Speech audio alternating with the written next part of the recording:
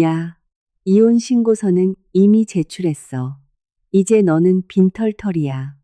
병실의 정적을 찢어발기듯 남편의 싸늘한 목소리가 울려 퍼졌습니다. 삑삑하고 규칙적으로 울리는 심전도 기계음이 묘하게 귀에 거슬렸습니다. 하얀 커튼 너머로는 천박하게 킥킥거리는 여자의 웃음소리가 들려왔습니다. 창밖으로는 잔뜩 흐린 먹구름 사이로 차가운 비가 내리기 시작했습니다. 마치 앞으로 닥쳐올 파란을 예감케 하는 듯한 불온한 공기였습니다. 침대 위에서 미동도 하지 않은 채 그저 조용히 남편을 응시하는 나. 남편의 곁에는 화려하게 화장을 하고 기고만장한 표정을 지은 젊은 여자가 바짝 붙어 있었습니다. 야, 듣고 있어. 너처럼 병들어서 움직이지도 못하는 쓸모없는 여자는 이제 필요 없다고. 남편은 나를 쓰레기 보듯 내려다보며 코웃음을 쳤습니다. 하지만 이때의 남편은 아직 단 하나도 눈치채지 못하고 있었습니다. 며칠 뒤 자신이 어떤 나락의 밑바닥으로 떨어지게 될지를. 그리고 눈앞에서 조용히 침묵을 48살입니다. 남편 김민재와는 결혼한 지 올해로 15년째를 맞이했습니다. 민재는 중견 무역회사에 근무하는 만년과장으로 사람 좋은 인상을 가졌지만 허세가 심한 성격입니다. 반면 나는 주변 사람들에게 그저 집에서 자잘한 재택근무나 소일거리를 하고 있다고만 말해두었습니다. 사실 나에게는 남편에게 숨기고 있는 커다란 비밀이 있었습니다. 그것은 바로 내가 여러 개의 특허를 보유한 IT 관련 사업을 창업했고, 현재는 그 매각 대금과 다수의 부동산 투자, 주식 운용을 통해 연간 32억 원에 달하는 개인 소득을 올리고 있다는 사실입니다. 이른바 초고액 납세자라 불리는 입장이었습니다. 하지만 돈의 소중함을 모르는 남편이 이 사실을 알게 된다면 순식간에 탕진해 버릴 것이 불보듯 뻔했습니다. 그렇기 때문에 나는 일부러 검소하게 생활하며 생활비 역시 남편의 월급 범위 내에서 쪼개어 쓰고 있었던 것입니다. 수진아, 내 통장 전부 여기 두고 가. 그리고 집이랑 차는 위자료 명목으로 내가 가질 테니까. 민재는 주머니에서 구겨진 이혼 신고서 접수증을 꺼내 침대 옆 탁자 위에 내팽개쳤습니다. 집이랑 차. 나는 간신히 그 말만을 되돌려 주었습니다. 그래, 저 강남의 주상복합 아파트도 회사용으로 쓰는 대형 SUV도 전부 내 명의이긴 하지만 그동안의 결혼 생활에 대한 기여도를 생각하면 내가 가지는 게 당연하잖아. 너는 여기서 혼자 쓸쓸하게 늙어 죽기나 해. 민재의 말에 옆에 있던 젊은 여자가 또다시 까르르 하며 높은 목소리로 웃었습니다. 맞아요. 아줌마, 민재 오빠는 앞으로 저랑 새로운 인생을 살아갈 거예요. 아줌마의 퀴퀴한 짐들은 전부 모아서 쓰레기장에 내다 버렸으니까 그렇게 아세요. 그 여자는 민재가 최근 회사에서 만나고 있다는 20대 내연녀 박아영이었습니다. 두 사람은 내가 병으로 입원한 것을 절호의 기회라 여기고 단숨에 승부수를 띄운 것입니다. 내가 이번에 입원한 것은 그저 과로로 인한 며칠간의 정밀 검사를 위해서였습니다. 결코 생명에 지장이 있는 중병이 아니었습니다.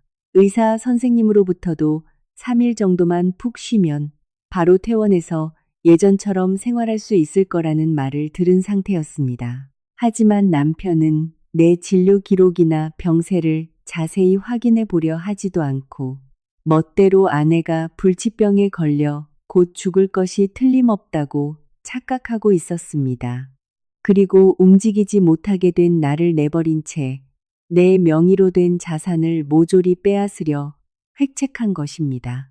너무나도 뻔뻔하고 얄팍한 속셈에 나는 할 말을 잃었습니다. 기가 막혀서 분노조차 치밀어 오르지 않았습니다.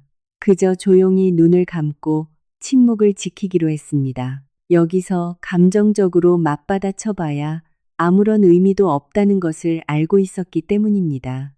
뭐야? 목소리도 안 나오냐? 뭐, 마음껏 절망감에 빠져보시지. 민재는 나의 침묵을 충격으로 인한 절망이라고 착각한 듯 만족스럽게 어깨를 으쓱거렸습니다. 민재 오빠, 빨리 가요. 이런 병원 냄새 나는 곳에 오래 있고 싶지 않단 말이에요. 아영이 남편의 팔에 매달려 콧소리를 내며 재촉했습니다. 아, 그래, 수진아, 잘 있어라. 두 번 다시 내 눈앞에 나타나지 마. 두 사람은 그렇게 내뱉고는 병실 문을 난폭하게 닫고 떠나버렸습니다. 쥐죽은 듯 고요해진 병실에 다시 심전도 기계음만이 울려 퍼졌습니다. 나는 천천히 눈을 뜨고 천장을 바라보았습니다. 남편이 요구한 이혼, 그리고 내가 소유하고 있던 도심의 최고급 아파트와 외제차에 대한 요구, 알겠습니다. 그렇게까지 나온다면 원하시는 대로 해드리지요. 나는 작게 중얼거리며 침대 옆에 있던 스마트폰을 집어들었습니다. 그것은 남편에게 있어서 완벽한 승리의 시작으로 보였을지도 모릅니다. 하지만 나에게는 지난 15년간의 인내에 마침표를 찍고 그들을 합법적으로 지옥에 떨어뜨리기 위한 최고의 출발선이었습니다. 나는 오랜 기간 나의 자산을 관리해주고 있는 전담 개인 변호사에게 조용히 전화를 걸었습니다. 여보세요. 최 변호사님, 저입니다. 네, 예의 그건 예정대로 진행해 주세요. 전화기 너머의 변호사는 깊이 고개를 끄덕이는 듯한 기척을 보였습니다. 이렇게 나의 조용한 복수극의 막이 올랐습니다. 앞으로 3일 뒤, 저 남자가 사색이 되어 나에게 어떤 연락을 해올지 침대 위에서 차가운 빗소리를 들으며 나는 조용히 미소 짓고 있었습니다. 변호사와의 통화를 마친 나는 조용히 스마트폰을 침대에 내려놓았습니다. 창밖으로 펼쳐진 서울의 스카이라인은 잿빛 비구름에 덮여 있습니다. 유리창에 부딪히는 빗방울 소리만이 고요하게 병실에 울려 퍼졌습니다. 나의 연수입은 32억 원. 이 금액을 남편은 쥐꼬리만큼도 알지 못합니다. 내가 그 정도의 자산을 쌓을 수 있었던 것은 약 10년 전의 결단이 계기였습니다. 당시 나는 대형 IT 기업에서 시스템 엔지니어로 일하고 있었습니다. 그곳에서 어떤 특수한 데이터 기술에 대한 특허를 취득했습니다. 그 후 나는 회사를 그만두고 독립하여 그 기술을 핵심으로 하는 스타트업을 설립했습니다.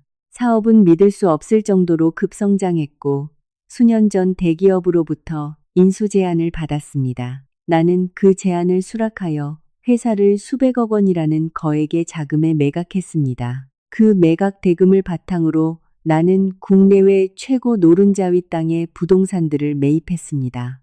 게다가 신뢰할 수 있는 프라이빗 뱅커를 통해 안정적인 자산 운용을 하고 있습니다. 그 결과 아무것도 하지 않아도 배당금과 임대 수익만으로 연간 32억 원이 계좌로 들어오는 시스템이 완성되어 있었습니다. 이 정도의 자산이 있다면 땀 흘려 일할 필요는 없습니다. 하지만 나는 사치스러운 생활에는 관심이 없었습니다. 평소에는 집에서 취미를 겸한 프로그래밍이나 개인적인 투자 분석을 하며 시간을 보냈습니다. 남편은 그런 내 모습을 보고 하루 종일 집에서 컴퓨터나 붙잡고 푼돈 버는 부업이나 하고 있겠지라며 코웃음을 쳤습니다. 나는 굳이 그 오해를 정정하지 않았습니다. 왜냐하면 결혼 초부터 남편의 돈에 대한 해품을 눈치채고 있었기 때문입니다. 남편의 연봉은 5천만 원 정도, 같은 세대의 직장인으로서는 평균적인 수준이지만 그의 금전 감각은 자신의 능력에 맞지 않았습니다. 허세를 부리기 위해 고급 명품 시계를 할부로 구입하거나 직장 동료나 후배들에게 밥값을 쏘느라 자신의 월급을 전부 탕진한 끝에 나에게 생활비가 모자라다며 요구하는 일도 비일비재했습니다. 만약 그에게 내게 수백억의 자산이 있다는 것을 알린다면 어떻게 될까? 10중 8구 그날로 당장 일을 그만두고 내 돈을 물쓰듯 탕진할 것이 틀림없었습니다. 그렇기 때문에 나는 그에게 내 진짜 수입을 계속 숨겨왔던 것입니다.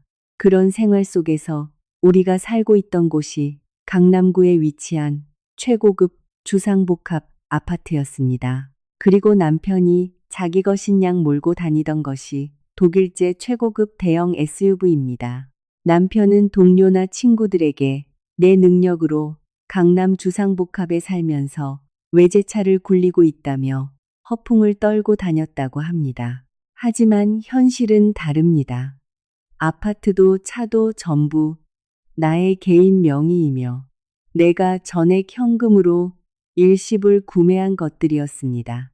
남편은 내가 부모님으로부터 약간의 유산을 물려받아 샀을 것이라고 굳게 믿고 있었습니다. 수진이는 정말 운만 좋은 여자야. 부모 유산으로 이런 집을 샀으니 말이야. 그렇게 말하며 남편은 언제나 나를 깔보았습니다. 나는 그 말을 들을 때마다 속으로 한숨을 쉬었습니다. 유산 따위가 아니라 전부 내 두뇌와 노력으로 손에 넣은 자산인데도 말입니다. 여기에 남편이 눈치채지 못한 치명적인 사실이 하나 더 있었습니다. 그것은 바로 아파트 관리비와 장기 수선 충당금, 거액의 재산세, 그리고 자동차의 종합보험료와 강남 노른자위 땅에 있는 주차장의 월 주차비, 이 모든 유지비가 내 개인 계좌에서 자동 이체되고 있었다는 점입니다. 아파트 유지비만 해도 매달 200만 원 이상, 자동차 유지비와 보험료를 합치면 매달 지출은 300만 원을 가볍게 넘어섭니다. 1년에 한 번 내는 재산세에 이르러서는 그것만으로도 평범한 직장인의 몇 달치 월급이 날아갈 금액입니다. 남편은 그저 자기 월급에서 돈이 빠져나가지 않으니까 공짜겠거니 하는 초등학생 수준의 착각을 하고 있었던 것입니다. 그리고 이번 나의 갑작스러운 입원. 며칠 전 나는 연일 계속된 컴퓨터 작업으로 인한 극도의 피로와 탈수 증세로 집에서 쓰러졌습니다. 구급차에 실려가 그대로 정밀 검사를 위해 입원하게 된 것입니다. 쓰러진 나를 보고 민재는 당황하기는커녕 냉혹한 미소를 지었다고 합니다. 이송된 병원 로비에서 남편은 내 스마트폰과 통장을 찾아 헤맸다고 했습니다. 간호사 선생님으로부터 그때의 상황을 전해 들었을 때 내 마음은 완전히 차갑게 식어버렸습니다. 남편은 내가 큰 병에 걸려 이제 살 날이 얼마 남지 않았다고 짐작한 것이겠죠. 그래서 지금 당장 이혼 신고서를 들이밀어 내 집과 차를 모조리 빼앗아 버린 뒤 내연녀 아영과 함께 새롭고 사치스러운 삶을 시작하려 했던 것입니다. 병실 침대 위에서 나는 조용히 결의를 다졌습니다. 지금까지 남편에게 보여주었던 얌전하고 순종적인 아내의 모습은 이제 끝입니다. 그가 원했던 대로 이혼은 받아들여 주죠. 집도 차도 그가 말하는 대로 넘겨줍시다. 단, 그 후에 기다리고 있을 끔찍한 현실의 청구서도 함께 말입니다. 퇴원하는 날은 놀라울 정도로 빨리 찾아왔습니다. 입원한 지 3일째 되는 아침, 의사로부터 이제 건강은 완벽합니다라는 확답을 받고 나는 퇴원 수속을 마쳤습니다. 병원 로비로 나서니 밖은 구름 한 점 없는 맑은 가을 하늘이 펼쳐져 있었습니다. 차가운 바람이 뺨을 스치며 마음속이 상쾌하게 맑아지는 것을 느낍니다. 나는 택시에 올라타 우선 내 짐이 치워졌다는 그 아파트로 향했습니다. 그곳에서 나를 기다리고 있던 것은 상상을 초월하는 처참한 광경이었습니다. 택시가 강남 주상복합 아파트의 입구에 미끄러지듯 멈춰 섰습니다. 올려다보기 힘들 정도로 높은 건물이 가을 햇살을 받아 반짝이고 있습니다. 한때 내가 전액 현금으로 구매하여 15년간 살아온 곳. 하지만 입구 구석으로 시선을 돌린 순간 내 가슴에 차가운 바람이 불어왔습니다. 그곳에는 낯익은 종이 상자가 몇 개나 쌓여 있었던 것입니다. 다가가 확인해 보니 그것은 틀림없는 내 개인 물품들이었습니다. 오랜 세월 소중히 간직해온 책들, 업무에 사용하는 전문 서적들, 그리고 즐겨 입던 옷들, 그것들이 아무렇게나 쑤셔 박힌 채 청테이프로 난폭하게 밀봉되어 있었습니다. 상자 겉면에는 매직으로 크게 쓰레기라고 적혀 있었습니다. 정말 자비라고는 없는 사람이네. 나는 작게 한숨을 내쉬고 스마트폰 카메라로 그 광경을 조용히 촬영했습니다. 이것도 전부 나중에 재판의 증거로 사용하기 위해서입니다. 나는 내 짐을 그 자리에 남겨두고 엘리베이터를 타 고층에 있는 집으로 향했습니다. 문 앞에 서서 초인종을 누르는 대신 내 열쇠를 꽂아 넣었습니다. 찰칵하고 무겁게 자물쇠가 열리는 소리가 울립니다. 문을 열자 현관에는 본 적도 없는 화려한 하이힐이 널브러져 있었습니다. 거실 쪽에서는 경쾌한 음악과 즐거운 듯한 남녀의 웃음소리가 들려옵니다. 하하, 민재 오빠, 이 고급 와인 진짜 맛있어. 강남 최고급 아파트에서 마시니까 다르네. 앞으로는 매일 이런 생활을 할 수 있는 거지? 그 쓸모없는 수진이도 드디어 쓸모가 생겼네. 거실에 발을 들여놓자 그곳에는 믿을 수 없는 광경이 펼쳐져 있었습니다. 남편 민재와 내연녀 아영이 내가 구입한 이탈리아제 최고급 소파에 드러누워 내가 소중하게 보관해 두었던 빈티지 와인을 멋대로 따서 마시고 있었던 것입니다. 나의 기척을 눈치챈 두 사람이 일제히 이쪽을 돌아보았습니다. 어머, 아줌마 살아서 퇴원했네. 아영이 와인잔을 한 손에 든 채 비웃는 듯한 미소를 지었습니다. 남편은 아주 잠깐 놀란 표정을 지었지만 이내 평소의 오만한 태도로 돌아왔습니다. 뭐야, 수진이 벌써 퇴원한 거냐? 명줄도 기네. 민재 씨, 빈말이라도 퇴원 축하한다는 말 정도는 하는 게 어때요? 내가 싸늘한 목소리로 말하자 민재는 코웃음을 쳤습니다. 축하. 웃기지 마. 너처럼 움직이지도 못하는 짐짝한테 해줄 말 따위는 없어. 그보다 현관에 있는 짐은 봤냐? 내 물건은 전부 모아놨다. 오늘 안에 다 챙겨서 당장 나가. 맞아요. 앞으로는 제가 이 집의 새로운 안주인이니까. 아줌마의 촌스러운 가구나 옷이 있는 것만으로도 집안 공기가 탁해진다고요. 아영이 머리를 쓸어 넘기며 기고만장하게 말했습니다. 두 사람의 태도는 완전히 나를 패배자로 취급하고 있었습니다. 병으로 몸도 약해지고 집도 차도 빼앗긴 채 빈털터리로 쫓겨나는 가련한 전처. 그들의 눈에는 내가 그렇게 비치고 있는 것이겠죠. 나는 분노로 목소리를 높이지도 않고 그저 조용히 남편을 응시했습니다. 그 침묵을 민재는 반박조차 하지 못하는 약자의 모습으로 받아들인 듯 했습니다. 야, 꿀먹은 벙어리처럼 굴지 말고 뭐라고 말이라도 해보지. 아, 그래. 충격받아서 목소리도 안 나오나 보지. 집도 차도 잃고 앞으로 어떻게 살아갈 건데. 기껏해야 동네 구석의 낡은 빌라에서 부업으로 박스나 접으면서 살겠지. 하하하. 남편의 모욕적인 말이 넓은 거실에 울려 퍼졌습니다. 아영도 거기에 장단을 맞추며 손뼉을 치며 웃고 있습니다. 나는 천천히 숨을 들이마시고 차분한 표정으로 말했습니다. 알겠습니다. 이혼 신고서는 확실히 제출된 거군요. 그래, 3일 전에 구청에 내고 왔어.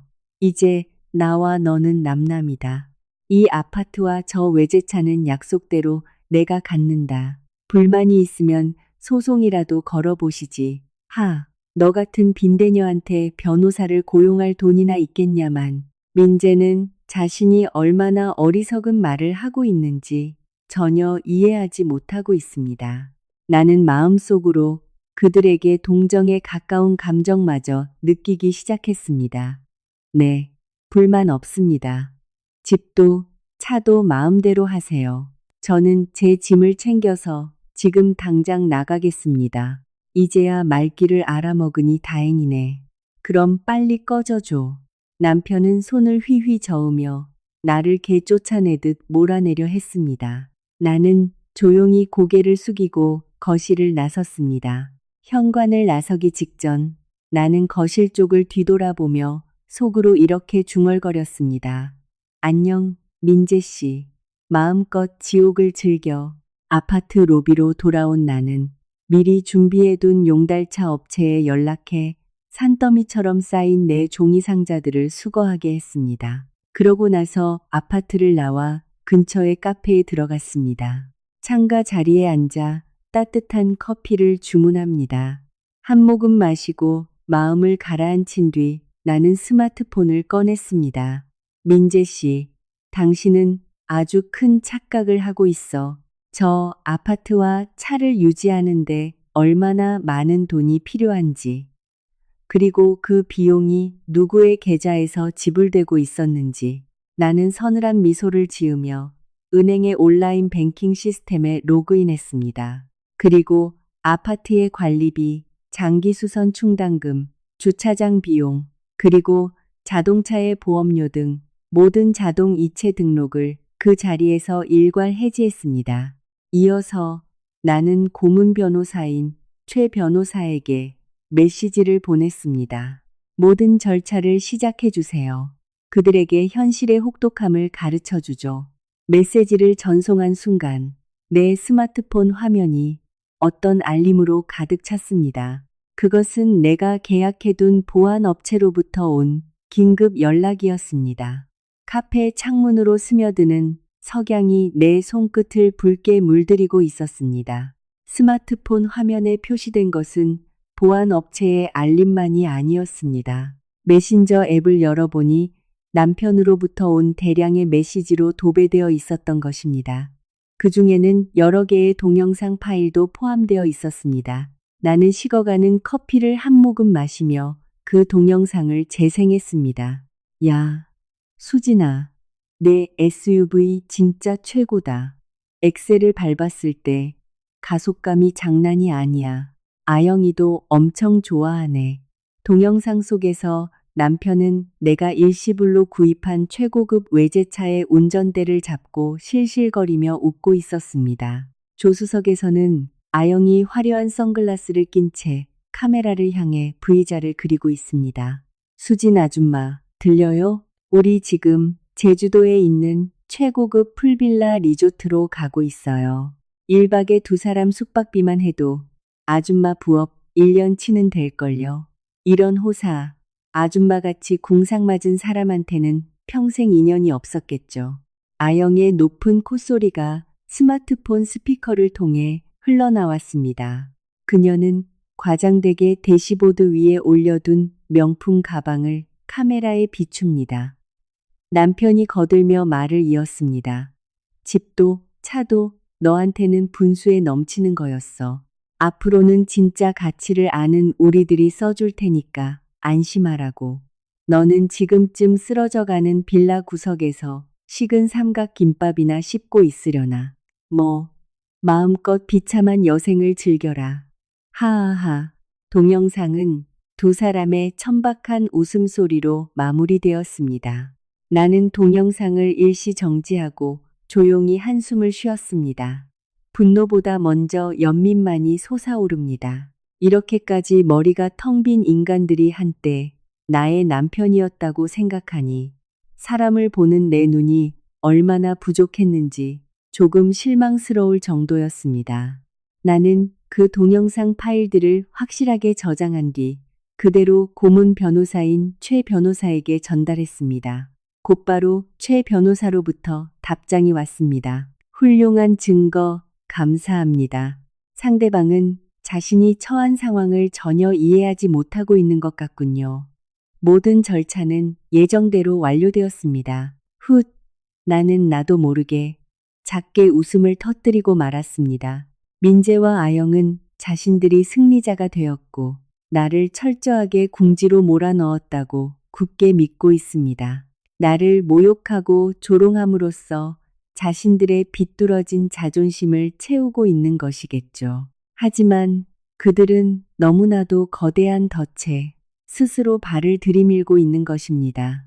그들이 자기 것인 양 몰고 다니는 저 최고급 외제차, 저것은 내 개인 명의로 등록된 차량입니다. 남편에게는 지금까지 가족 카드 같은 감각으로 일시적인 사용을 허락했을 뿐입니다. 그리고 오늘 나는 자동차 보험의 계약 내용을 온라인으로 변경했습니다. 보험 적용 대상을 나 개인으로만 한정하고 남편을 운전자 대상에서 완전히 제외시켜 버린 것입니다. 게다가 차량의 사용 대차 계약 해지 통지서를 이미 서면으로 남편에게 발송했습니다. 즉, 현재 남편이 저 차를 운전하고 있는 것은 법적으로 무단 사용에 해당합니다. 만에 하나 지금 그들이 사고라도 낸다면 종합보험은 단 1원도 지급되지 않습니다. 수천만 원에서 수억 원의 손해배상이 발생할 경우 그것은 전부 남편의 개인 부담이 됩니다. 그뿐만이 아닙니다. 강남의 주상복합 아파트도 마찬가지입니다.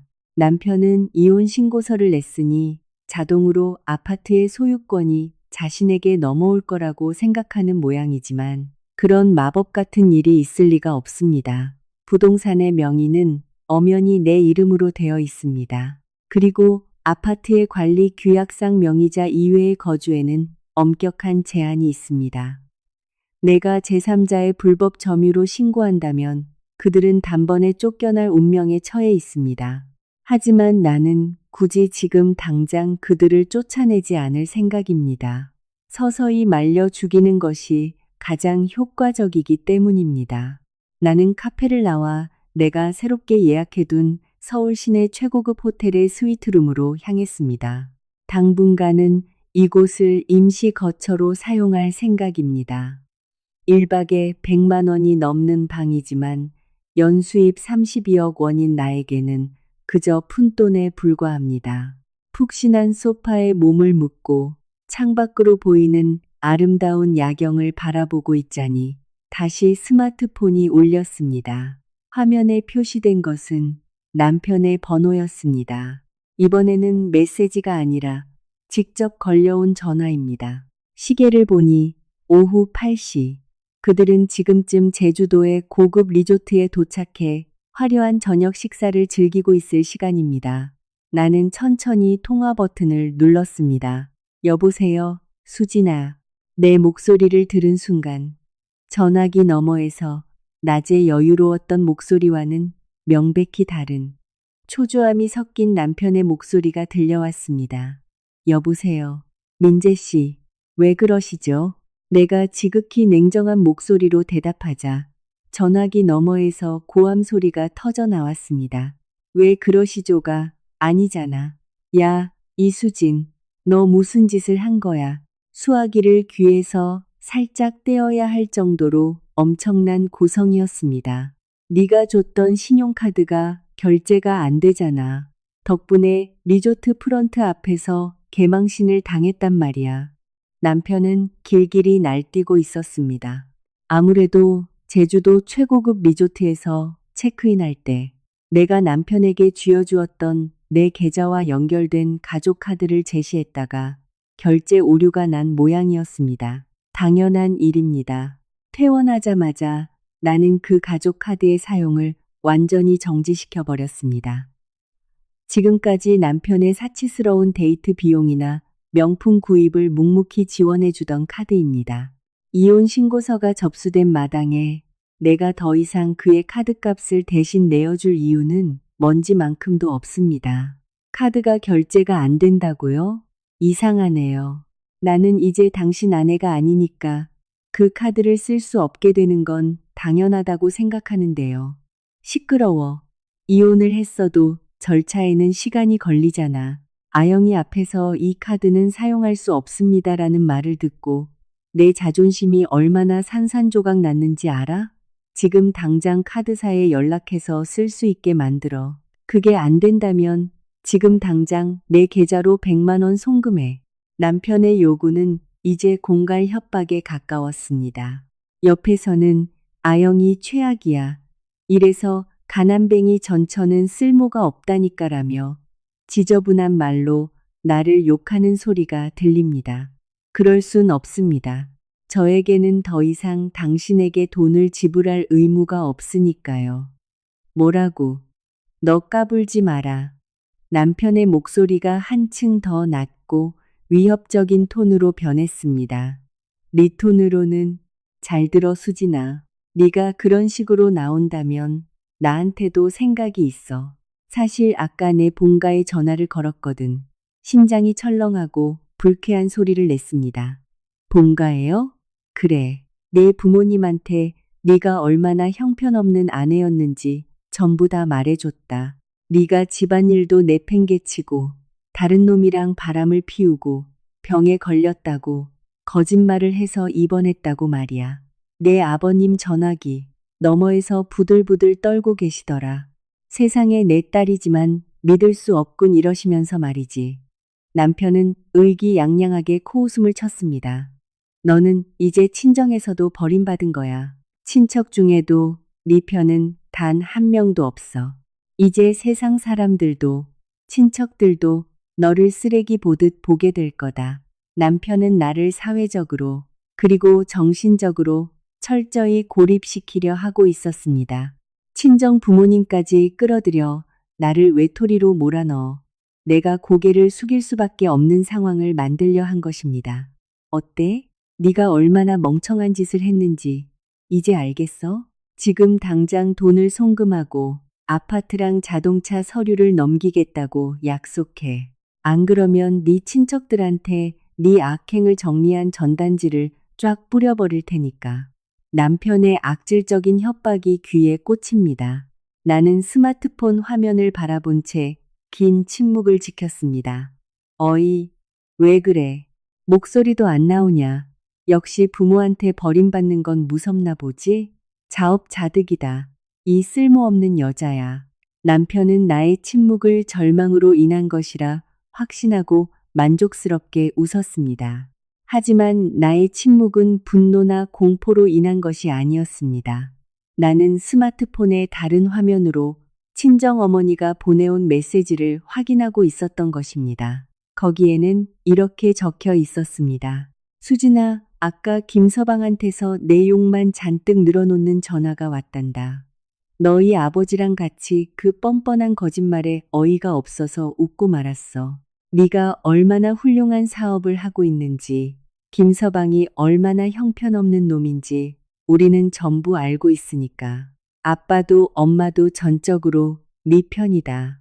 건강 잘 챙기고 그 멍청한 놈한테 확실하게 본때를 보여주려무나. 나의 부모님은 내가 수십억을 버는 사업가라는 사실을 알고 계십니다. 게다가 남편이 얼마나 칠칠치 못한 놈인지도 전부 꿰뚫어 보고 계셨습니다. 남편의 얕은 수작 따위는 우리 부모님에게 단 1초 만에 간파당했던 것입니다. 나는 화면 너머로 쓴웃음을 지었습니다. 남편은 자신이 파놓은 함정이 나에게는 전혀 타격이 없다는 사실을 아직 눈치채지 못하고 있습니다. 나는 겁에 질린 듯한 연약한 목소리를 꾸며내며 수화기에 대고 말했습니다. 알겠어요. 나 이제 어떻게 해야 할지 모르겠어. 친정에도 갈 곳이 없다니. 하하하. 이제야 현실 파악이 좀 되냐. 잘 들어. 내일 아파트 현관문 비밀번호를 바꿀 거다. 그리고 자동차 명의 변경 서류도 네가 직접 가져와. 내일 오전 10시 그 아파트 거실에서 기다리고 있을 테니까. 늦으면 진짜 친척들한테 전단지 돌릴 거다. 네, 알겠어요. 내일 10시에 서류 챙겨서 갈게요. 좋아. 실컷 울면서 서류나 준비해둬라. 그렇게 말하고 남편은 일방적으로 전화를 끊었습니다. 나는 통화가 끊긴 스마트폰을 침대에 던져두었습니다. 그리고 즉시 최 변호사에게 전화를 걸었습니다. 최 변호사님, 내일 오전 10시에 그 아파트에서 남편을 만나기로 했습니다. 예, 가장 큰 선물을 가지고 찾아갈 생각입니다. 전화기 너머에서 최 변호사가 조용히 웃는 것이 느껴졌습니다. 알겠습니다. 수진 대표님, 내일은 저도 동행하겠습니다. 그들이 어떤 표정을 지을지 벌써부터 무척 기대가 되는군요. 다음 날 아침 나는 단정한 검은색 정장 차림으로 남편 일행이 기다리는 그 아파트로 향했습니다. 내 손에는 그들의 인생을 완전히 끝장낼 한 뭉치의 서류가 쥐어져 있었습니다. 오전 10시. 어제와는 달리 눈이 시리도록 푸른 하늘이 펼쳐진 가을 아침이었습니다. 나는 오랜 기간 내 자산 관리를 전담해주고 있는 최 변호사와 함께 한때 살았던 강남의 주상복합 아파트 문 앞에 서 있었습니다. 수진 대표님, 준비되셨습니까? 최고급 맞춤 정장을 깔끔하게 소화한 최 변호사가 온화하게 물어왔습니다. 네, 변호사님, 가시죠. 그들에게 현실을 가르쳐 줄 시간입니다. 나는 가볍게 고개를 끄덕이고 초인종을 눌렀습니다. 몇 초 뒤 난폭하게 문이 열렸습니다. 늦었잖아. 수진이 너 빨리 서류 가져와. 남편은 나에게 고함을 치려다 내 옆에 선 최 변호사의 모습을 보고 말을 잃었습니다. 최 변호사에게서 뿜어져 나오는 범상치 않은 엘리트로서의 품격. 남편은 한순간 기가 죽은 듯 했지만 이내 허세를 부리듯 가슴을 폈습니다. 뭐야? 진짜 변호사라도 데리고 온 거야? 어차피 인터넷에서 찾은 싸구려 무료 상담 변호사겠지. 쓸데없는 발악하지 말고 빨리 들어오기나 해. 거실로 들어가니 아영이 소파에 앉아 스마트폰을 만지작거리고 있었습니다. 우리의 모습을 보자 귀찮은 듯 고개를 들었습니다. 아, 진짜 변호사 데리고 왔네. 아줌마도 참 끈질기다. 아무리 발버둥 쳐봐야 소용없어. 빨리 명예 변경 서류에 도장이나 찍으시지. 우리는 그들이 권하지도 않았지만 거실 테이블을 사이에 두고 두 사람의 맞은편에 앉았습니다. 최 변호사는 지극히 세련된 동작으로 품 안에서 명함 지갑을 꺼냈습니다. 처음 뵙겠습니다. 저는 한수진 대표님의 전속 고문 변호사를 맡고 있는 최승민이라고 합니다. 최 변호사가 내민 명함을 남편은 의심스럽다는 듯 받아들었습니다. 하지만 명함에 인쇄된 로펌의 이름과 최 변호사의 직함을 본 순간 남편의 얼굴에서 핏기가 싹 가셨습니다. 최 변호사가 소속된 법무법인은 한국 최고 수준의 초거대 기업이나 정재계 거물들을 고객으로 두어 일반인은 얼굴조차 마주하기 힘든 국내 초일류 로펌이었습니다. 중견 무역회사에 다니는 남편조차도 그 이름은 절대로 적을 돌려서는 안 되는 무시무시한 곳으로 익히 알고 있었습니다. 왜 당신 같은 거물급 변호사가 이런 여자 편을 들고 있는 거야? 이 녀석한테 당신을 고용할 만한 돈이 있을 리가 없잖아. 수진이는 그냥 집에서 구질구질하게 부업이나 하는 아줌마라고. 남편의 목소리가 미세하게 떨리기 시작했습니다. 최 변호사는 훗하고 기품 있는 미소를 지었습니다. 김민재 씨, 그것은 대단한 오해입니다. 한수진 대표님은 저희 로펌에 있어서도 최중요 VVIP 클라이언트 중 한 분입니다. 대표님의 자산 규모를 생각하면 저를 전속으로 고용하는 것쯤은 지극히 쉬운 일이죠. 자산 규모라니 무슨 소리를 하는 거야? 이 녀석 부모님 유산 해봐야 기껏해야 몇 천만 원 정도겠지. 아파트랑 차를 샀으니 이제 남은 돈도 없을 텐데. 남편은 아직도 자신이 믿고 싶은 현실에서 벗어나지 못하고 있었습니다. 최 변호사는 지참한 검은색 가죽 서류 가방에서 몇 장의 서류를 꺼내 테이블 위로 조용히 밀어놓았습니다. 이쪽을 확인해 보시죠. 수진 대표님이 수년 전 본인이 개발한 특허 기술을 매각하셨을 때의 계약서, 그리고 현재의 부동산 투자 및 주식 운용에 따른 최근 3년간의 소득 증명서입니다. 남편은 낚아채듯 그 서류를 집어 들었습니다. 아영도 옆에서 흥미롭다는 듯 목을 길게 빼고 서류를 들여다봅니다.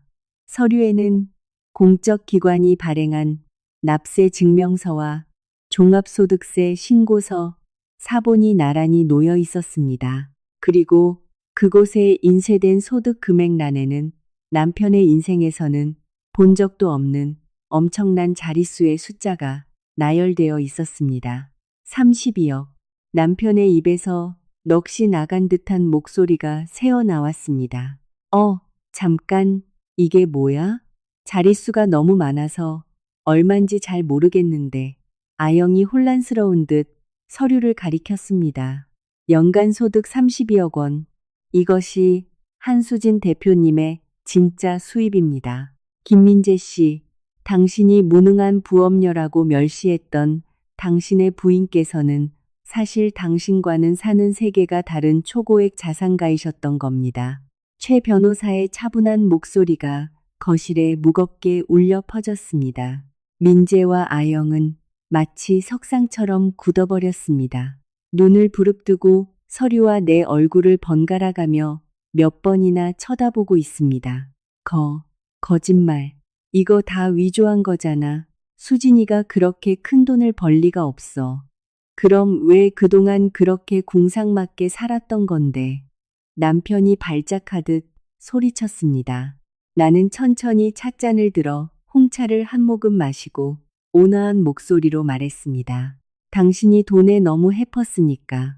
민재 씨, 만약 처음부터 말해줬다면 당신은 내 돈만 믿고 당장 회사부터 때려치웠겠지. 남편의 얼굴이 이번에는 새빨갛게 달아올랐습니다. 이 나쁜 년. 가족을 속이다니. 비겁하다. 이수진. 너 그동안 날 시험한 거냐? 자신의 잘못은 제쳐두고 나를 비난하기 시작합니다. 하지만 그들의 진짜 혼란은 이제부터가 시작이었습니다. 32억. 그런 큰 돈이 네 계좌에 잠들어 있단 말이냐?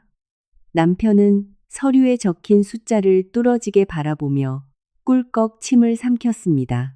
그 눈빛은 놀라움에서 점차 탐욕스럽고 탁한 빛으로 변해갔습니다. 아영아, 들었어? 이 녀석 수백억대 자산가란다. 남편은 옆에 앉은 아영의 어깨를 흔들었습니다. 어머, 믿을 수가 없어. 그럼 저 아파트도 차도 아줌마한테는 그냥 푼돈이었다는 거잖아. 아영의 눈에도 번들거리는 탐욕의 빛이 켜지기 시작했습니다. 남편은 실실거리며 얄미운 웃음을 짓더니 테이블 쪽으로 몸을 내밀었습니다. 수진아, 너 진짜 치사하다. 그렇게 큰 돈을 가지고 있으면서 왜 나한테 더 호강시켜주지 않은 거야? 남편인 나를 속이고 너 혼자 좋은 꼴을 보려고 속인 게 아닙니다. 그저 말하지 않았을 뿐이죠. 내가 싸늘하게 대답하자 남편은 한술 더 떠 뻔뻔하게 말을 이었습니다. 법적인 건 잘 모르겠지만 부부의 재산은 반반으로 나누는 게 원칙이잖아. 네가 번 그 수백억 원의 자산은 부부의 공동 재산이야. 우리한테는 그걸 나눌 권리가 있어. 이혼해 줄 테니까 그 자산의 절반을 나한테 내놔. 그러면 깔끔하게 떨어져 줄게. 아영도 남편의 말에 크게 고개를 끄덕였습니다. 맞아요. 민재 오빠가 매일 회사에서 피땀 흘려 일하면서 아줌마를 뒷바라지했으니까 아줌마가 집에서 편하게 그런 큰 돈을 벌 수 있었던 거라고요. 민재 오빠 덕분이니까 절반을 받는 건 당연해요. 두 사람의 너무나도 이기적이고 탐욕스러운 주장. 그들은 자신들이 얼마나 우스꽝스러운 꼴을 보이고 있는지 전혀 눈치채지 못하고 있습니다. 나는 기가 막혀서 말도 나오지 않았습니다. 그저 조용히 최 변호사에게 눈짓을 보냈습니다. 최 변호사는 차가운 미소를 지은 채 손가락 끝으로 안경테를 밀어 올렸습니다. 김민재 씨, 그리고 박아영 씨, 법률 전문가로서 두 분의 무지를 바로잡아 드리죠. 우선 수진 대표님의 자산은 법률상 부부의 공동재산인 공유재산에 전혀 해당하지 않습니다. 최 변호사의 냉철한 말에 남편의 미소가 얼어붙었습니다. 뭐라고? 부부니까 반으로 나누는 게 당연하잖아. 아닙니다. 수진 대표님의 자산 대부분은 그녀가 독자적으로 취득한 특허 매각 대금 및 그녀 자신의 개인 자금으로 인한 투자 운용 수익입니다. 김민재 씨, 당신은 수진 대표님의 사업이나 투자에 대해 단 하나도 물리적, 정신적 기여를 한 바가 없습니다. 오히려 대표님의 생활비를 압박하고 본인의 사치를 위해 그녀의 자금에 의존해 왔죠. 이를 법률 용어로는 특유재산이라고 부르며 재산분할 대상에서는 완전히 제외됩니다. 특유재산. 알아듣기 쉽게 말씀드리자면 수진 대표님의 돈은 단 1원도 김민재 씨 당신에게 넘어갈 일이 없다는 뜻입니다. 최 변호사의 선고에 남편은 벌떡 자리에서 일어났습니다. 웃기지 마. 그런 게 인정될 리가 없잖아. 그렇다면 난 이혼을 취소하겠어. 아직 이혼 신고서가 접수된 지 얼마 안 됐으니까 부부관계를 다시 이어갈 수도 있을 거 아냐. 남편은 이제 이혼을 철회하고 내 자산에 매달리려 필사적으로 변하기 시작했습니다. 정말 추잡한 사람. 나는 진심으로 경멸 어린 시선을 남편에게 보냈습니다. 김민재 씨, 이혼 취소는 불가능합니다. 최 변호사가 다시 한번 찬물을 끼얹었습니다. 당신이 3일 전 구청에 제출한 이혼 신고서는 이미 수리되어 호적 변경 절차에 들어갔습니다. 그리고 무엇보다 수진 대표님에게는 당신과 혼인 관계를 유지할 의사가 단 1%도 존재하지 않습니다. 그보다 김민재 씨 본인의 걱정을 하시는 편이 좋지 않겠습니까? 내 걱정? 남편은 불길한 예감에 얼굴을 일그러뜨렸습니다. 네, 수진 대표님이 지금까지 당신을 대신해 지불하고 있던 모든 금전적 지원이 오늘부로 완전히 중단되었습니다. 그 결과 당신들에게 어떤 문제가 발생할지 알고 계십니까? 최 변호사는 서류 가방에서 새로운 서류 뭉치를 꺼냈습니다. 그것은 남편 일행이 앞으로 직면하게 될 너무나도 거대한 현실의 청구서였습니다. 금전적 지원의 완전한 중단. 도대체 무슨 소리를 하는 거야? 남편은 의심스럽다는 듯 미간을 찌푸렸습니다. 최 변호사는 냉혹한 손놀림으로 서류 한 장을 남편 앞으로 내밀었습니다. 먼저 이 아파트에 관한 내용입니다. 김민재 씨, 당신은 이곳이 수진 대표님의 자가니까 언제까지나 공짜로 살 수 있을 거라고 굳게 믿고 있었던 모양이군요. 당연하지. 수진이가 전액 현금으로 산 집이니까 대출도 없고 돈 들어갈 데가 어딨어. 남편이 콧방귀를 뀌자 최 변호사는 불쌍하다는 듯한 시선을 보냈습니다. 유감스럽게도 틀렸습니다. 이 아파트는 수진 대표님이 소유한 자산 관리 법인의 명의로 되어 있습니다. 그리고 지금까지는 수진 대표님 개인이 법인에 대해 매달 시장 가격과 동일한 월세와 함께 아파트 관리비, 장기 수선 충당금 등 매달 총 700만 원을 법인에 납부하고 있었던 것입니다. 월세 700만 원. 남편의 얼굴에서 순식간에 핏기가 사라졌습니다.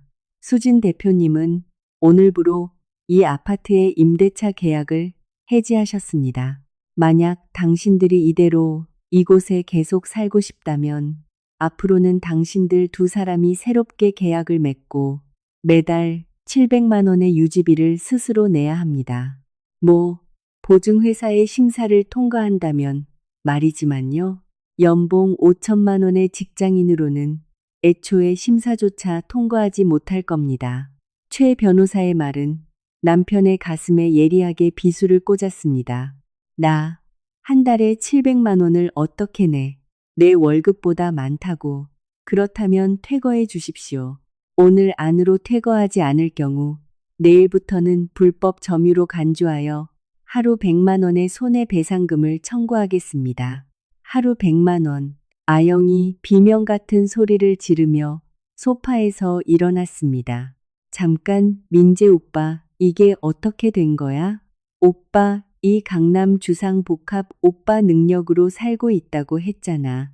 월세 같은 거 1원도 안 든다며. 시끄러워. 나도 몰랐단 말이야. 남편은 얼굴을 붉게 물들이며 아영에게 소리쳤습니다. 두 사람 사이에 명백한 균열이 가기 시작한 순간이었습니다. 다음은 자동차에 관한 내용입니다. 최 변호사는 두 사람의 말다툼을 무시하고 다음 서류를 내밀었습니다. 저 독일제 최고급 SUV 말입니다만 저것도 수진 대표님의 개인 명의입니다. 수진 대표님은 이미 딜러에게 차량 회수를 요청하셨습니다. 만약 김민재 씨가 어떻게든 저 차를 계속 타고 싶다면 차량 가액인 1억 5천만 원을 일시불로 지불하셔야 합니다. 1억 5천만 원 일시불? 네. 지불하지 못하신다면 지금 당장 차 열쇠를 반납해 주셔야겠습니다. 아, 자동차 종합보험도 이미 해지되었으므로 단 한 발짝이라도 저 차를 움직인다면 무보험 운전이 되어 만에 하나 사고라도 나는 날엔 인생이 끝장납니다. 남편은 머리를 감싸쥐고 그 자리에 주저앉을 뻔했습니다. 그런 억지가 어딨어. 차도 아파트도 내 생활의 일부란 말이야. 그걸 갑자기 빼앗아 가는 건 횡포야. 횡포가 아닙니다. 전부 수진 대표님의 사유재산입니다. 타인의 재산을 무상으로 계속 사용해 온 것 자체가 비정상이었던 겁니다. 최 변호사의 정론에 남편은 한마디도 대꾸하지 못했습니다. 그때 아영이 경멸에 찬 눈초리로 남편을 노려보았습니다. 민재 오빠 강남 주상복합에 살면서 외제차 굴리는 엘리트 직장인 아니었어? 전부 이 아줌마 돈으로 얹혀 살고 있었던 것뿐이야? 그냥 돈 없는 빈대남이잖아. 아, 아니야. 나도 회사에서는 꽤 인정받고 있고 시끄러워. 나를 속였구나. 나 이런 찌질한 놈 때문에 회사에서 불륜 소문까지 나고 진짜 바보 같아. 아영의 날카로운 고함이 거실에 울려 퍼졌습니다. 기고만장했던 내연녀가 순식간에 히스테릭하게 분노하는 모습은 실로 볼썽 사나운 것이었습니다. 그때 쥐 죽은 듯 고요해진 집에 딩동하고 초인종 소리가 울려 퍼졌습니다. 남편과 아영이 움찔하며 현관 쪽을 돌아봅니다. 누구야? 남편이 겁먹은 목소리로 중얼거렸습니다. 나는 천천히 일어나 싸늘한 미소를 지었습니다. 민재 씨. 아무래도 첫 번째 손님이 도착한 것 같네. 현관의 초인종이 다시 한번 날카롭게 울렸습니다. 남편은 겁먹은 짐승 같은 눈으로 현관을 바라보고 있었습니다. 누구야? 도대체 누가 온 건데? 나는 조용히 일어나 현관으로 향했습니다. 남편과 아영도 조심스레 내 뒤를 따라옵니다. 문을 열자 그곳에는 깔끔한 정장 차림의 남성 두 명이 서 있었습니다. 그들의 가슴에는 남편이 타고 다니던 최고급 외제차 브랜드의 로고 배지가 빛나고 있습니다. 바쁘신 중에 실례합니다. 모터스의 정 과장이라고 합니다. 한수진 대표님, 오늘은 차량 회수 및 서류 절차 때문에 방문했습니다. 남성은 나를 향해 깊이 고개를 숙였습니다. 나는 웃으며 고개를 끄덕이고 가지고 있던 자동차 스마트키를 내밀었습니다. 네, 정 과장님. 이쪽이 열쇠입니다. 차는 지하 주차장에 있으니 절차를 부탁드립니다. 알겠습니다. 확실히 인수하였습니다. 그 광경을 본 남편이 끼어들듯 큰 소리를 쳤습니다. 야, 잠깐. 무슨 짓이야. 저 차는 내 차라고. 마음대로 가져가지 마. 딜러인 정 과장님은 의아한 표정으로 남편을 바라보았습니다. 실례지만 이 차량은 한수진 대표님께서 전액 개인 명의로 계약하신 차량입니다. 대표님으로부터 오늘부로 사용 계약 해지 및 회수 요청을 받았습니다. 김민재 씨께서는 차량의 소유권 및 사용권이 전혀 없으십니다. 시끄러워. 내가 맨날 운전하고 다녔단 말이야. 내 차야. 당장 돌려줘. 남편은 정 과장님에게서 열쇠를 빼앗으려 멱살이라도 잡을 듯 달려들었습니다. 김민재 씨, 그만두시죠. 등 뒤에서 최 변호사가 조용하지만 위압감 있는 목소리로 제지했습니다. 이 이상 딜러 직원에게 위협적인 행동을 하신다면 그 자리에서 경찰에 신고하겠습니다. 업무방해 및 폭행 미수에 준하는 행위로 즉각 체포될 가능성도 있습니다만 괜찮으시겠습니까? 경찰이라는 단어에 남편은 움찔하며 몸을 떨고 내밀었던 손을 거두었습니다. 그럼 대표님, 절차를 진행하겠습니다.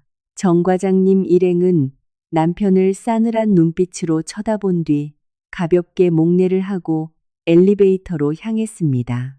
창밖을 내려다보니 이내 지하 주차장에서 그 반짝이던 SUV가 견인차에 실려 조용히 실려가는 것이 보였습니다. 남편의 자랑거리이자 그의 정체성 그 자체였던 외제차가 눈앞에서 무자비하게 끌려간 것입니다. 아, 내 차가. 남편은 창유리에 찰싹 붙어 절망적인 목소리를 냈습니다. 아영은 그 모습을 보고 완전히 정나미가 떨어진 목소리로 쏘아붙였습니다. 진짜 꼴사납네. 자기 돈으로 산 것도 아니면서 자기 것인 양 으스대고 다녔다니. 최악의 사기꾼이야. 아영아, 너까지 그런 말 하지 마. 나는 널 위해서. 남편이 변명하려던 그때 그의 바지 주머니에서 스마트폰이 요란하게 울리기 시작했습니다. 남편은 깜짝 놀라며 화면을 보았습니다. 그곳에는 그가 근무하는 무역회사의 대표이사 이름이 떠 있었습니다. 대표이사가 직접 만년 과장의 개인 핸드폰으로 전화를 거는 일 따위는 좀처럼 없는 일입니다. 남편은 식은땀을 뻘뻘 흘리며 떨리는 손가락으로 통화 버튼을 눌렀습니다. 여보세요. 김민재입니다. 김 과장, 너 도대체 무슨 짓을 저지른 거야? 전화기 너머로 사장의 노발대발하는 고함이 조용한 거실에 다 들릴 정도로 새어나왔습니다. 네, 무슨 말씀이신지. 시치미 떼지 마. 방금 우리 회사의 모기업 대주주이시자 전 최고 고문이신 한 회장님으로부터 나한테 직접 항의 전화가 걸려왔어. 당신네 회사에는 자기 아내에게 거짓 사실을 꾸며내 이혼을 강요하고 젊은 여직원과 불륜을 저지르는 도덕성이라고는 눈꼽만치도 없는 직원이 있는 모양인데 도대체 직원 교육을 어떻게 시키는 거냐고 말이야. 남편은 영문을 몰라 두 눈을 크게 떴습니다. 대주주 한 회장님. 그게 대체 누구? 남편은 천천히 나를 향해 시선을 돌렸습니다. 나의 성인 한수진. 나의 아버지는 남편이 근무하는 중견 무역회사가 절대로 거역해서는 안 되는 모기업, 대기업 그룹의 전 최고 고문이자 대주주이십니다. 남편은 나의 친정이 그저 평범한 직장인 가정일 것이라 굳게 믿고 있었지만 실제로는 업계의 절대적인 영향력을 가진 재벌가였던 것입니다. 김민재, 너 당장 회사로 튀어와. 그리고 불륜 상대라는 박아영 사원도 같이 데려와. 오늘부로 두 사람 모두 자택 대기 및 징계위원회 회부 대상이다. 사장의 불호령과 함께 전화는 뚝 끊겨버렸습니다. 남편의 스마트폰이 힘 빠진 손에서 미끄러져 바닥에 툭 하고 건조한 소리를 내며 굴러 떨어졌습니다. 바닥에 나뒹구는 스마트폰을 멍하니 바라보며 남편은 온몸을 부들부들 떨고 있었습니다. 얼굴에는 완전히 핏기가 가셔 유령 같은 몰골이었습니다. 옆에 서 있던 아영도 상황의 심각성을 눈치챘는지 입술을 파르르 떨며 나를 바라보고 있었습니다. 수진아, 너, 내 친정이 그 대기업 한 그룹의 최고 고문 집안이었어. 남편의 목소리는 갈라져 당장이라도 끊어질 듯 했습니다. 나는 천천히 소파에 깊숙이 기대앉아 다리를 꼬고 서늘한 시선을 그들에게 던졌습니다. 그래, 맞아. 당신이 내 본가에 일부러 전화를 걸어서 당신네 딸이 바람을 피우고 병에 걸려서 이혼해 줬다며 거짓말을 했잖아. 아버지는 당신의 그 말에 정말로 뼛속 깊이 분노하셨어. 내 딸을 그토록 모욕하는 놈이 내 그룹이 투자하는 회사에 버젓이 다니고 있다니 용서할 수 없다며 말이야. 남편의 몸이 눈에 띄게 움츠러들었습니다. 남편이 다니는 무역회사는 나의 아버지가 전 최고 고문을 지냈던 그룹사로부터의 투자와 거래를 통해 간신히 유지되고 있는 중소기업 수준입니다. 아버지가 마음만 먹으면 남편 회사와의 거래를 내일 당장이라도 전면 중단시켜 회사를 도산으로 몰아넣는 것쯤은 일도 아니었습니다. 그치만 친정에 대해서는 그냥 지방에 있는 평범한 집안이라고 했잖아. 당신이 내 본가에 관심이 없었을 뿐이야. 결혼할 때도 친정 주소나 우리 부모님 경력 같은 건 한 번도 마음에 두지 않았잖아. 당신이 관심 있었던 건 내가 얼마나 얌전하게 당신 말에 껌뻑 죽는 편리한 여자인가. 오직 그것뿐이었으니까. 남편은 할 말을 잃었습니다. 자신이 그저 병약하고 볼품없는 부업녀라고 얕잡아 보았던 전처. 그 정체는 자신의 회사의 생사 여탈권을 쥔 대주주의 따님이자 본인 스스로도 연간 32억 원을 벌어들이는 거물 사업가. 이 진실의 무게에 남편은 완전히 짓눌려 버렸습니다. 거짓말이야. 이게 다 뭐야? 아영이 머리를 감싸 쥐고 그 자리에 주저앉았습니다. 난 그냥 돈 많은 민재 오빠랑 결혼해서 강남 최고급 아파트에서 사모님 소리 들으면서 살고 싶었을 뿐인데 왜 이런 지옥 같은 일이 벌어지는 거야? 아영은 자신이 선택한 돈 많은 엘리트 회사원이 실제로는 아내의 자산에 기생하고 있었던 빚쟁이 찌질남일 뿐이며 설상가상으로 자신마저 회사에서 징계 해고를 당할 위기에 처했다는 사실을 이제야 깨달은 것입니다. 남편은 무릎을 꿇고 기어가듯 나에게 다가왔습니다. 그리고 바닥에 이마를 비비며 필사적으로 애원하기 시작했습니다. 수진아, 부탁할게. 내가 잘못했어.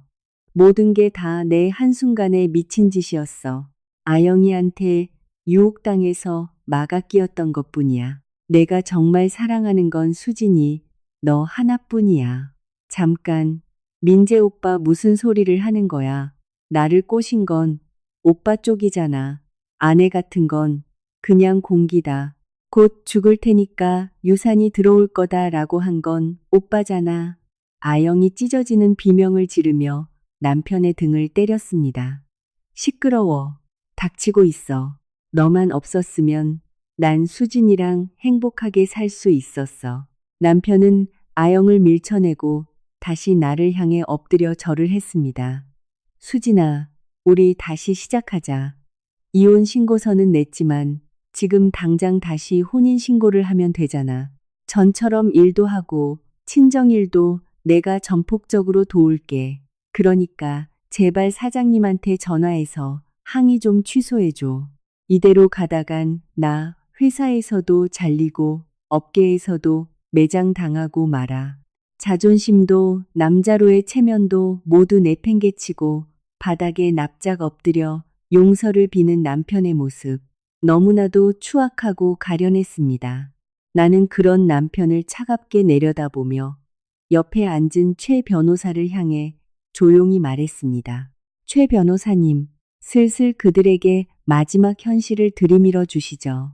최 변호사는 훗하고 입꼬리를 올리며 서류 가방에서 지금까지 중 가장 두툼한 서류 뭉치를 꺼냈습니다. 최 변호사가 테이블 위에 올려놓은 것은 굵고 붉은 글씨로 내용 증명 및 청구서라고 인쇄된 여러 장의 서류였습니다. 자, 이것이 수진 대표님께서 당신들에게 청구하는 손해배상 및 위자료 결정 통지서입니다.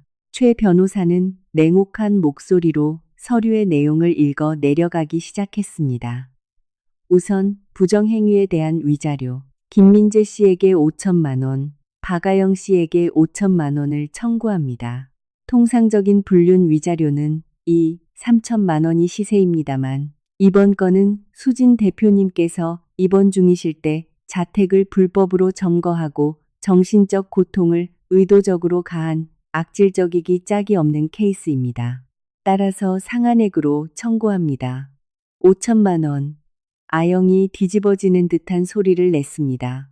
다음으로 김민재 씨, 당신이 수진 대표님의 가족 카드를 무단으로 사용하여 박아영 씨에게 명품을 사주거나 여행 경비로 탕진한 금액, 지난 2년치 합계 1억 5천만 원. 이는 일상 가사 채무의 범위를 현저히 일탈한 불법 행위이며 수진 대표님에 대한 횡령 행위에 해당합니다.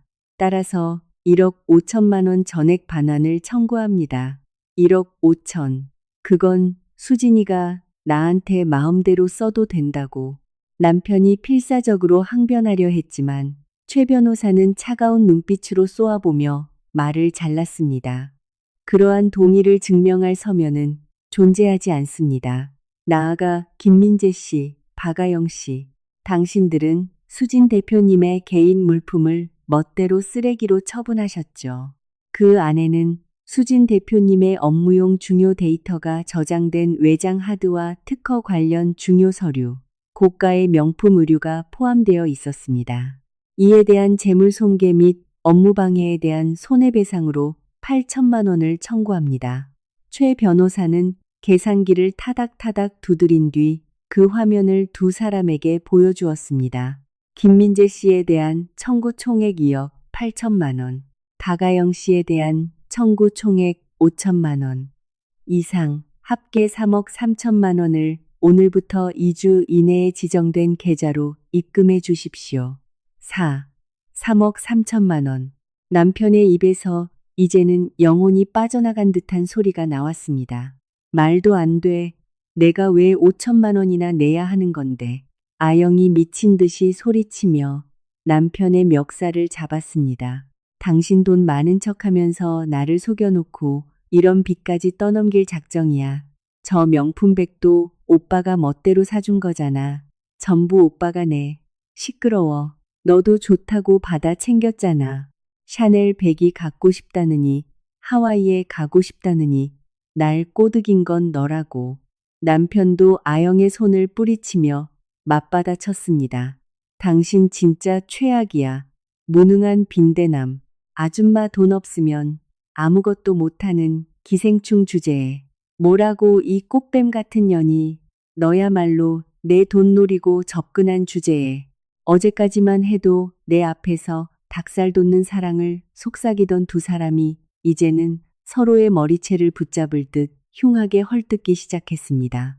돈이라는 끈 하나만으로 묶여있던 얄팍한 관계는 거액의 청구서 앞에서 너무나도 허무하게 붕괴된 것입니다. 나는 그 모습을 그저 싸늘한 눈으로 바라보고 있었습니다. 지불에 응하지 않으실 경우에는 최 변호사가 두 사람의 고함을 베어 가르듯 그러나 냉혹하게 말했습니다. 즉시 민사소송을 제기하겠습니다. 김민재 씨의 급여, 향후 퇴직금, 그리고 본가의 부동산, 박아영 씨 부모님의 자산에 대해서도 철저한 재산 조사를 진행하여 모든 가압류 절차에 들어가겠습니다. 도망칠 구멍은 없습니다. 본가 부동산? 남편은 우뚝 움직임을 멈췄습니다. 지방에서 소박하게 살고 계시는 그의 부모님. 만약 부모님의 집까지 압류의 마수가 뻗치면 부모님은 길거리에 나앉게 됩니다. 수진아, 제발 이것만은 용서해줘. 내 인생 정말 끝장나버려. 제발 부탁이니까 한 번만 봐줘. 남편은 다시 거실 바닥에 이마를 쳐박았습니다. 아영도 눈물로 화장이 엉망진창이 된 채 저는 상관없어요. 제발 용서해 주세요. 라며 나를 향해 싹싹 빌었습니다. 하지만 최 변호사는 아직 그들을 용서할 생각이 없었습니다. 두 분 모두 아직 혼란스러운 것 같습니다만 사실 당신들이 직면한 가장 큰 사실 하나를 말씀드리지 않았군요. 최 변호사가 안경을 번쩍 빛내며 말했습니다. 가장 큰 사실. 남편은 바닥에 엎드린 채 겁먹은 목소리로 최 변호사를 올려다 보았습니다. 최 변호사는 훗 하고 숨을 새어 나오듯 웃더니 마지막이자 가장 치명적인 서류 한 장을 제시했습니다. 김민재 씨, 당신은 3일 전 이혼 신고서를 냈으니 이제 너는 빈털털이다 라고 수진 대표님께 호언장담하셨죠. 냈어. 구청 야간 민원실에 내가 직접 제출했어. 네, 확실히 그런 것 같더군요. 하지만 그 이혼 서류의 아내 서명과 도장, 그것은 입원 중이던 수진 대표님이 작성한 것이 아니지요. 대표님은 그때 병실 침대에서 심전도 검사기계에 연결되어 있었습니다. 당연히 글씨를 쓴다거나 도장을 찍는 것 따위는 불가능한 상태였습니다. 남편의 몸이 흠칫하고 크게 튀어올랐습니다. 그건 수진이도 동의했던 거야. 예전에 만약 무슨 일이 생기면 이혼해도 좋다고. 아닙니다. 수진 대표님은 이번 협의 이혼 신청서 제출에 대해 단 한 번도 합의한 적이 없습니다. 김민재 씨, 당신은 수진 대표님이 입원한 틈을 타 집 서랍에서 그녀의 인감 도장을 훔쳐내 서명란에 마음대로 이름을 적고 도장을 찍어 구청에 제출했습니다. 틀립니까? 남편은 마치 심장을 직접 쥐어짜인 듯 숨이 막혀 말을 잃었습니다. 정곡을 찔렸기 때문입니다. 그는 내가 곧 죽을 것이라 착각하고 유산이나 자산을 조금이라도 빨리 가로채기 위해 조급한 마음에 내 서명을 위조하고 멋대로 이혼 서류를 제출했던 것입니다. 이는 대한민국 형법상 사문서 위조죄 및 위조 사문서 행사죄, 그리고 인감도장 무단 반출에 따른 절도죄에 명백히 해당합니다. 매우 무거운 범죄이며 친고죄도 아닙니다. 즉, 수진 대표님의 의사와 상관없이 경찰이 인지하면 즉각 체포되는 명백한 범죄입니다. 체포. 내가 체포된다고? 남편의 얼굴이 공포로 흑빛이 되어갔습니다. 그뿐만이 아닙니다. 수진 대표님은 예전부터 당신의 돈에 대한 해품을 경계하여 만일의 사태에 대비해 관할 구청에 이혼 신고 불수리 신청서를 제출해 두셨습니다. 불수리 신청. 네. 이 신청서가 제출되어 있는 경우 제3자가 멋대로 위조한 협의 이혼 확인서나 신고서를 제출해도 구청은 그것을 수리하지 않습니다. 즉, 김민재 씨, 당신들의 이혼은 법적으로 단 1mm도 성립하지 않았습니다. 뭐라고? 남편은 입을 떡 벌렸습니다. 당신들은 지금도 엄연한 법적 부부 상태입니다. 그리고 당신이 박아영 씨와 이 아파트에서 동거하고 제주도로 여행을 떠나 육체적 관계를 맺은 것은 모두 현재 진행형인 혼인 관계에 있는 배우자에 대한 부정행위, 즉 완벽한 위법 행위 그 자체인 것입니다. 최 변호사의 말이 민재와 아영의 머리 위로 거대한 벼락이 되어 떨어졌습니다. 거짓말? 그럼 이혼하고 나랑 결혼한다는 것도 전부 무효인 거야? 아영이 절망적인 비명을 질렀습니다. 그렇습니다. 박아영 씨는 이혼남이 된 김민재 씨와 교제한 것이 아니라 유부남인 김민재 씨와 불륜을 저지른 것이 됩니다. 당연히 당신의 변명은 법정에서 일절 통하지 않습니다. 나아가 김민재 씨, 당신은 아내의 인감도장을 훔치고 문서를 위조한 범죄자입니다. 우리는 이미 서울 강남경찰서에 고소장을 제출하였고 정식으로 접수되었습니다. 최 변호사가 그렇게 말한 순간 마치 짠 것처럼 거실 벽에 설치된 인터폰이 오늘 세 번째 초인종을 울렸습니다. 딩동, 딩동. 이번에는 어제까지와는 다르게 묵직하고 위압감이 있는 울림이었습니다. 남편은 마치 사형 선고를 들은 사람처럼 온몸의 땀구멍에서 식은땀을 뿜어내며 천천히 현관 쪽을 돌아보았습니다.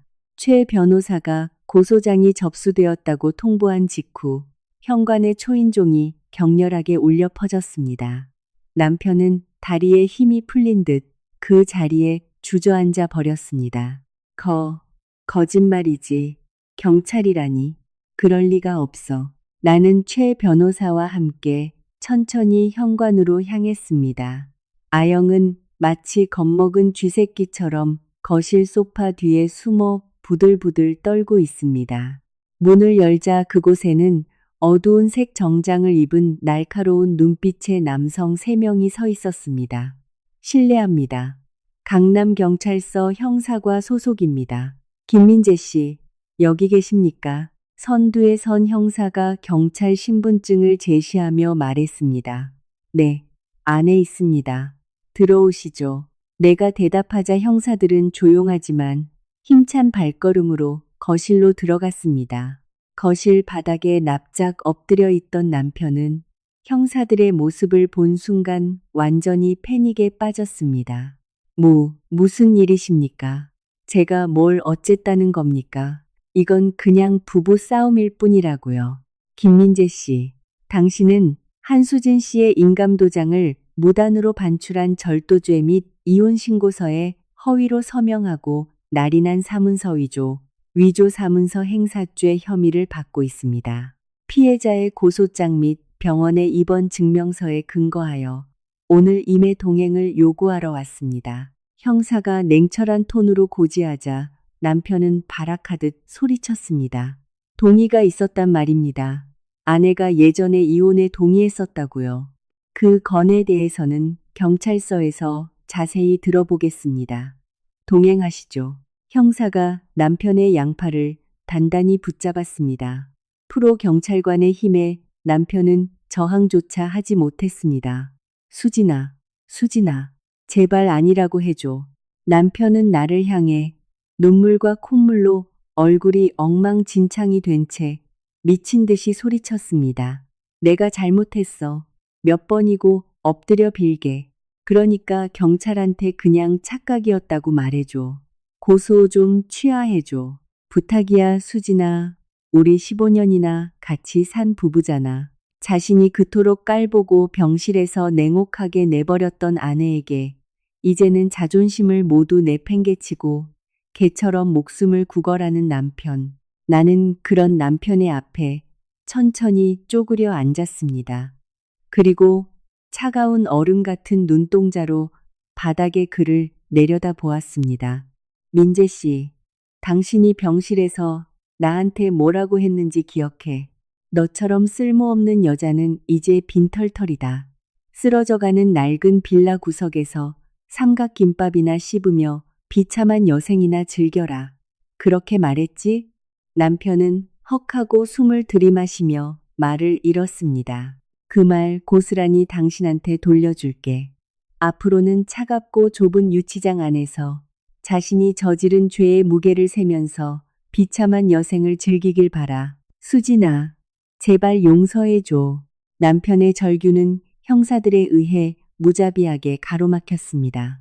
질질 끌려가듯 현관 밖으로 연행되어 가는 남편. 남겨진 아영 역시 다른 여성 경찰관으로부터 말을 들었습니다. 당신도 불법 침입 및 공모 혐의가 있습니다. 경찰서까지 동행해 주시죠. 아니요, 저는 아무것도 몰랐어요. 전부 민재 오빠한테 속은 거예요. 놔주세요. 가피는 아영도 울부짖고 발버둥치며 연행되어 갔습니다. 우당탕거리는 소란스러운 소리가 멀어지고 이내 주상복합 아파트에 정적이 찾아왔습니다. 거실에는 나와 최 변호사만이 남겨졌습니다. 훌륭했습니다. 수진 대표님, 이걸로 쥐새끼들은 모두 청소되었군요. 최 변호사가 만족스럽게 미소 지으며 가볍게 목례했습니다. 네, 최 변호사님, 정말 감사했습니다. 이걸로 드디어 제 새로운 인생을 시작할 수 있겠네요. 나는 창밖으로 펼쳐진 광활한 서울의 맑은 하늘을 바라보았습니다. 시야를 가로막는 것은 단 하나도 없었습니다. 하지만 이 역전극은 그들에게 있어 진정한 지옥의 입구에 불과했습니다. 경찰에 연행된 민재와 아영을 기다리고 있던 것은 그야말로 비탈길을 굴러떨어지는 듯한 파멸의 연속이었습니다. 남편은 사문서 위조, 동행사 및 절도 혐의로 기소되었습니다.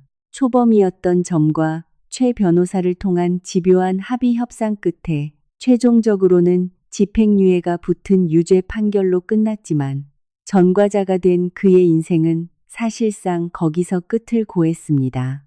나의 친정, 즉, 한 그룹의 분노는 엄청난 것이었습니다. 남편이 다니던 무역회사는 대주주의 강력한 요청에 의해 그를 즉각 징계해고 처분했습니다. 당연히 퇴직금은 단 1원도 지급되지 않았습니다. 그뿐만 아니라 업계 내에는 김민재는 대주주의 영예를 속이고 인감도장을 훔쳐 위조 이혼 서류를 낸 범죄자다라는 소문이 순식간에 쫙 퍼졌습니다. 바닥이 좁은 업계 특성상 그런 인물을 고용할 회사는 대한민국 전체를 뒤져봐도 없었습니다. 남편은 2번 다시 같은 업계에서 일할 길을 완전히 차단당한 것입니다. 게다가 남편의 본가에 미친 영향도 결정적이었습니다. 최 변호사가 남편의 부모님과 친척 일동에게 남편이 나를 모욕한 음성 데이터, 불륜 여행 동영상, 경찰의 수사 자료를 모조리 공개한 것입니다. 민재 그 녀석이 그렇게 착한 수진이를 속이고 도장까지 훔쳐서 경찰에 잡혀가다니. 가문에 먹칠을 해도 유분수지. 지방에서 성실하게 살고 계시던 남편의 부모님은 아들의 어리석은 행동에 경노했고 깊이 절망하셨습니다. 나의 본가로부터의 법적 추궁을 두려워한 것도 있어 부모님은 남편에게 부모 자식 간의 연을 끊겠다고 선언했습니다. 본가 문턱을 넘는 것조차 2번 다시 허락되지 않았습니다. 아영도 마찬가지였습니다. 불륜과 불법 가택 침입에 대한 사실이 회사에 발각되어 남편과 동시에 징계 해고되었습니다. 그녀의 부모님에게도 모든 사실이 전해져 너같이 부끄러운 짓을 하고 다니는 딸녀는 우리 집에 발도 들이지 말라며 친정에서 완전히 호적을 파이듯 내쳐졌습니다. 나에게 지불해야 할 위자료 5천만 원을 마련하기 위해 아영은 대부업체나 수상한 사채업자에게 빚을 지게 되었습니다. 한때 강남 주상복합에서 사모님 생활을 하겠다며 비웃던 그녀는 지금 매달 빚 독촉에 쫓겨 밤거리의 유흥업소에서 필사적으로 일하며 예전의 모습은 찾아볼 수도 없게 변해버렸습니다. 그리고 전 남편 민재, 그는 현재 월세 30만 원짜리 벽이 얇고 곰팡이 핀 변두리의 낡은 원룸에 살고 있습니다. 한때 나에게 다 쓰러져가는 빌라에서 부업이나 하며 살라고 조롱했던 그가 지금 정확히 그 말을 실천하며 살고 있는 것입니다. 그의 손에 남은 것은 나에게 갚아야 할 2억 8천만 원이라는 거액의 손해배상금. 허세를 부리며 사 모았던 명품 시계들은 진작에 전당포에 넘겼고 낮에는 건설 현장에서 막노동을, 밤에는 심야 경비원으로 하루 종일 흙먼지를 뒤집어쓰며 일하고 있습니다. 그런데도 월급의 대부분은 압류당의 수중에 남는 것은 하루에 컵라면 하나 사 먹기에도 빠듯한 푼돈뿐입니다. 한때 자랑하고 다니던 독일제 고급 외제차도 강남 주상복합 아파트도 그의 인생에서 영원히 사라졌습니다. 한편 나는 그 불쾌한 추억이 가득한 강남의 주상복합 아파트를 퇴원 직후 자산관리회사를 통해 매각 처분했습니다. 부동산 타이밍이 좋았던 덕분에 구입했을 때보다 훨씬 높은 가격에 팔렸고 내 수중에는 또다시 수십억 원의 자금이 굴러들어왔습니다. 나는 현재 도심에서 조금 떨어진 숲이 우거진 고급 주택가에 나만을 위한 작지만 세련된 단독주택을 짓고 살고 있습니다. 마음에 쏙 드는 서재에서 아침 햇살을 받으며 커피를 마시는 시간, 누구의 눈치도 보지 않고 내가 좋아하는 프로그래밍이나 투자 분석에 몰두할 수 있는 조용하고 충만한 나날, 진정한 풍요로움이란 이런 것이구나. 나는 테라스 너머로 보이는 푸른 하늘을 올려다보며 살며시 미소 지었습니다. 칠흑 같은 어둠 같았던 15년간의 결혼 생활. 하지만 그 끝은 내 인생에 있어 가장 눈부시고 최고의 빛나는 시작이었습니다. 나는 책상 위에 놓여 있던 스마트폰을 바라보았습니다. 그곳에는 나의 앞으로의 미래를 더욱 크게 바꿔놓을 어떤 뜻밖의 인물로부터 온 한 통의 메시지가 화면에 떠 있었습니다.